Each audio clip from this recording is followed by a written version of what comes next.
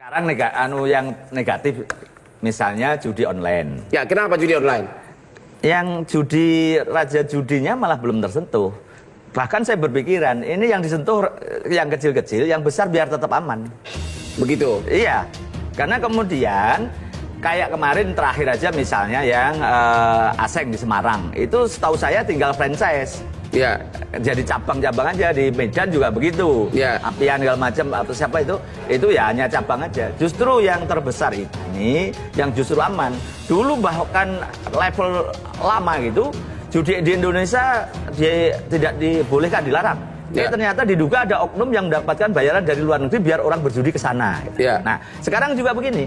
Judi online ini kita tahu semua, bahkan pernah disebut ya mendiang Alvin Lim itu disebut juga di podcastnya, siapa yang sebenarnya bandar judi terbesar itu, bahkan punya properti di Jakarta, di Puncak, di Bali, juga di luar negeri punya 2 entitas di Filipina dan di Kamboja. Itu justru yang belum tersentuh. Justru ini nanti masyarakat kalau semakin tahu bahwa ternyata yang besar itu tidak tersentuh dan masih mengoperasionalkan judi online-nya, berarti kan memang ini justru hanya menebang yang kecil supaya yang besar makin besar.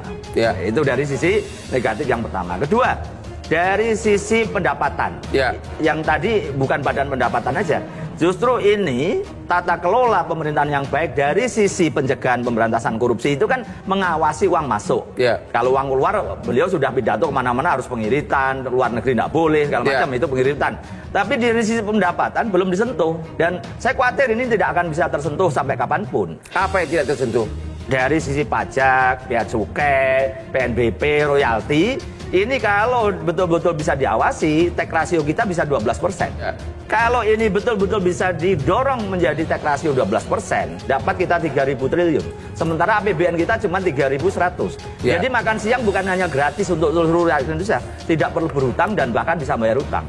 Pendapatan yang dari sektor itu belum pernah disentuh dan nampak Pak Prabowo seperti gampang di situ. Gitu. Jadi ini justru pendapatan yang sangat besar dari tax ratio, tambang masih banyak tambang ilegal, banyak yang masih proses hilirisasi nggak jelas kemana, dan kemudian itu sengketa-sengketa perusahaan tambang batu bara itu dibiarkan berlarut-larut sehingga mereka malah jadi masih banyak sumber penghasilan pajak, masih banyak sekali. Pendapatan negara sangat banyak. Tax ratio ini aja, negara-negara maju itu kan di 15% sampai 20% dari pendapatan kotor. Ya. Kita sebenarnya hanya ingin dari 8 dan 9 ini menuju ke 10 aja dulu, 1% tahun. Ya. Menyangkut yang kemarin itu malah gagal karena malah lebih banyak menyasar rakyat kecil. Yang orang-orang besar katanya apa repatriasi membawa ke dalam negeri nggak ada. Ya. Justru itulah yang harus digalakkan. Karena ini kan kita dulu istilah Panama Papers, Pandora, belum tersentuh. Dan Pak Prabowo belum menyentuh itu juga sampai 100 hari ini. Nah, dampaknya positif itu bagi pendapatan mestinya dikeluarkan gitu. Apa yang dikeluarkan oleh Pak Benyamin itu. Karena memang kita ini kan membutuhkan anggaran yang besar. Ya. Kan jangan sampai kemudian anggaran yang tadi untuk program-program populis itu juga masih kewalahan, apalagi pembangunan infrastruktur. Cukai rokok itu diperbesar. Itu yang justru akan berpengaruh terhadap bukan rakyat kecil. Ya. Terus royalti, mestinya malah bahkan itu royalti tambang itu jangan royalti, perlu saham.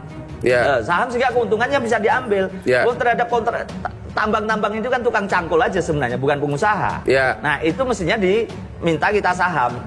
Dengan begitu keuntungan yang besar di perusahaan itu bisa kita ambil. Dan selama ini kan misalnya royalti hanya 13%. Ya. Dan itu pun dimanipulasi Mas Ian. Tambang ilegal dimanipulasi untuk menghindari ini tadi yang namanya royalti. 13% tadi barangnya harusnya kan kita ambil, kita jual. Dititipkan aja, udah kamu jual. Dijual dengan harga murah kita juga nggak tahu. Nah itu jadi sifat pemalas dari pemerintah itu juga harus dihapuskan di situ. Lembaga survei Kedai Kopi, lembaga survei saya itu melakukan survei tentang kedermawanan rakyat Indonesia. Hasilnya itu rakyat Indonesia itu sangat dermawan. Yaitu? Dan dia rela memberikan atau membantu sesama yang kesusahan. Ini sesuai dengan World Giving Index yang menempatkan rakyat Indonesia selalu menjadi nomor 1 di seluruh dunia sebagai rakyat yang paling dermawan. Jadi kalau menurut saya, silakan saja pemerintah meminta bantuan rakyat untuk membantu negara. Saya yakin membantu rakyat dengan cara rakyat membantu negara. Ya. Jadi ya berderma, tapi kalau kemudian rakyat membantu memberikan dermanya kepada negara, entah melalui infak sodako atau melalui apapun itu, ya tolong negara juga memberikan imbal balik. Apa yang paling ditunggu oleh rakyat? Penegakan hukum misalnya, penegakan hukum yang tidak tebang pilih. Gitu. Jadi menurut saya memang masih banyak cara sebetulnya bila kemudian negara ingin juga berhemat dan meminta bantuan. Jadi bisa you bikin daftar enggak? Sumber pengeluaran yang sangat besar bagi negara ini, daftarnya apa? IKN, bansos, ya, makan gratis, ya, cicilan hutang luar negeri, ya. Apalagi? Itu paling gede tuh. Hutang gede. Apalagi? Hah? Ya paling gede itu. Paling gede itu. Iya. Itu. Ya jadi memang pengeluarannya banyak betul. Pengeluarannya banyak betul. Banyak betul. Tapi nih kalau kita balik lagi ke kepuasan, salah satu yang belum kita bahas kan di sisi demokrasi. Ya. Memang YouTube saya masih hilang tuh, masih belum balik. Ya. Tapi memang di dalam pelaksanaan pilkada yang hanya beberapa hari setelah Pak Prabowo dilantik itu mendapatkan pujian, itu sukses lah. Terlepas dari beberapa kontroversi, tapi yang menjadi tolak ukur kelihatannya sih Jakarta. Banyak sekali yang memuji Pak Prabowo ya.